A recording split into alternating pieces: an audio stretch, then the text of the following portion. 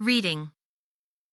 Every afternoon, as they were coming from school, the children used to go and play in the giant's garden. It was a large, lovely garden, with soft green grass. Here and there over the grass stood beautiful flowers like stars, and there were 12 peach trees that in the springtime broke out into delicate blossoms of pink and pearl, and in the autumn bore rich fruit. The birds sat on the trees and sang so sweetly that the children used to stop their games in order to listen to them. "How happy we are here," they cried to each other. One day the giant came back. He had been to visit his friend the Cornish ogre, and had stayed with him for 7 years. After the 7 years were over he had said all that he had to say, for his conversation was limited, and he determined to return to his own castle. When he arrived, he saw the children playing in the garden. "What are you doing here?" he cried in a very gruff voice, and the children ran away. "My own garden is my own garden," said the giant. "Anyone can understand that, and I will allow nobody to play in it but myself." So he built a high wall all round it, and put up a notice board.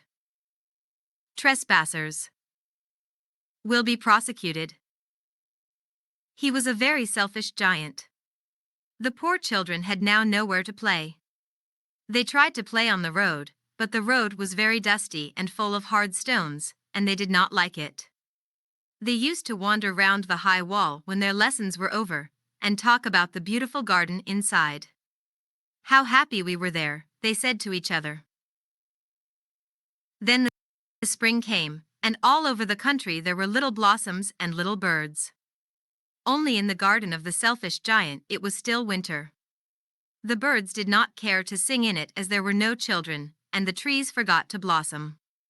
Once a beautiful flower put its head out from the grass, but when it saw the notice board it was so sorry for the children that it slipped back into the ground again, and went off to sleep. The only people who were pleased were the snow and the frost. "Spring has forgotten this garden," they cried, "so we will live here all the year round." The snow. English, grade 11 195. Covered up the grass with her great white cloak, and the frost painted all the trees silver. Then they invited the north wind to stay with them, and he came. He was wrapped in furs, and he roared all day about the garden, and blew the chimney pots down. "This is a delightful spot," he said. "We must ask the hail on a visit." So the hail came. Every day for 3 hours he rattled on the roof of the castle till he broke most of the slates, and then he ran round and round the garden as fast as he could go. He was dressed in grey, and his breath was like ice. "I cannot understand why the spring is so late in coming," said the selfish giant, as he sat at the window and looked out at his cold white garden. "I hope there will be a change in the weather." But the spring never came, nor the summer. The autumn gave golden fruit to every garden, but to the giant's garden she gave none. "He is too selfish," she said. So it was always winter there, and the north wind, and the hail, and the frost, and the snow danced about through the trees. One morning the giant was lying awake in bed when he heard some lovely music. It sounded so sweet to his ears that he thought it must be the king's musicians passing by. It was really only a little linnet singing outside his window, but it was so long since he had heard a bird sing in his garden that it seemed to him to be the most beautiful music in the world. Then the hail stopped dancing over his head, and the north wind ceased roaring, and a delicious perfume came to him through the open casement. "I believe the spring has come at last," said the giant, and he jumped out of bed and looked out. What did he see? He saw a most wonderful sight. Through a little hole in the wall the children had crept in, and they were sitting in the branches of the trees. In every tree that he could see there was a little child. And the trees were so glad to have the children back again that they had covered themselves with blossoms, and were waving their arms gently above the children's heads. The birds were flying about and twittering with delight, and the flowers were looking up through the green grass and laughing. It was a lovely scene, only in one corner it was still winter. It was the farthest corner of the garden, and in it. 196 English, grade 11. Was standing a little boy. He was so small that he could not reach up to the branches of the tree, and he was wandering all round it, crying bitterly. The poor tree was still quite covered with frost and snow, and the north wind was blowing and roaring above it. "Climb up, little boy," said the tree, and it bent its branches down as low as it could, but the little boy was too tiny. And the giant's heart melted as he looked out. "How selfish I have been," he said. "Now I know why the spring would not come here. I will put that poor little boy on the top of the tree, and then I will knock down the wall, and my garden shall be the children's playground forever and ever." He was really very sorry for what he had done. So he crept downstairs and opened the front door quite softly, and went out into the garden. But when the children saw him, they were so frightened that they all ran away, and the garden became winter again. Only the little boy did not run, for his eyes were so full of tears that he did not see the giant coming. And the giant stole up behind him and took him gently in his hand, and put him up into the tree. And the tree broke at once into blossom, and the birds came and sang on it, and the little boy stretched out his 2 arms and flung them round the giant's neck, and kissed him. And the other children, when they saw that the giant was not wicked any longer, came running back, and with them came the spring.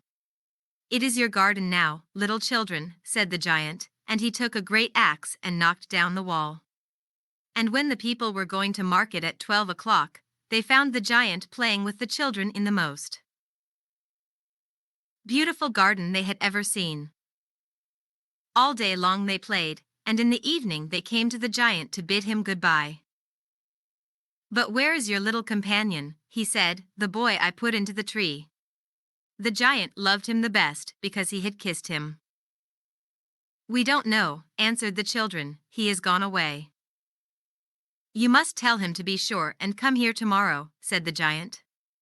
But the children said that they did not know where he lived, and had never seen him before, and the giant felt very sad.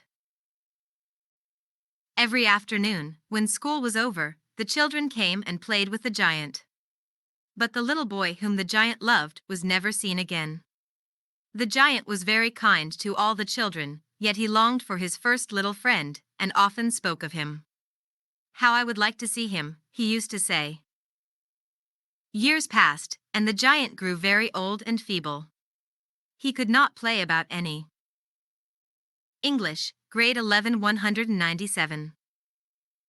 More, so he sat in a huge armchair, and watched the children at their games, and admired his garden. "I have many beautiful flowers," he said, "but the children are the most beautiful flowers of all." One winter morning he looked out of his window as he was dressing. He did not hate the winter now, for he knew that it was merely the spring asleep, and that the flowers were resting. Suddenly he rubbed his eyes in wonder, and looked and looked. It certainly was a marvelous sight. In the farthest corner of the garden was a tree quite covered with lovely white blossoms.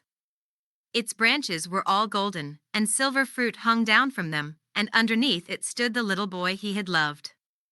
Downstairs ran the giant in great joy, and out into the garden. He hastened across the grass, and came near to the child. And when he came quite close his face grew red with anger, and he said, "Who hath dared to wound thee?" 4 on the palms of the child's hands were the prints of 2 nails, and the prints of 2 nails were on the little feet. Who hath dared to wound thee?" cried the giant. "Tell me, that I may take my big sword and slay him." "Nay," answered the child, "but these are the wounds of love." "Who art thou?" said the giant, and a strange awe fell on him, and he knelt before the little child. And the child smiled on the giant, and said to him, "You let me play once in your garden. Today you shall come with me to my garden, which is paradise." And when the children ran in that afternoon, they found the giant lying dead under the tree, all covered with white blossoms.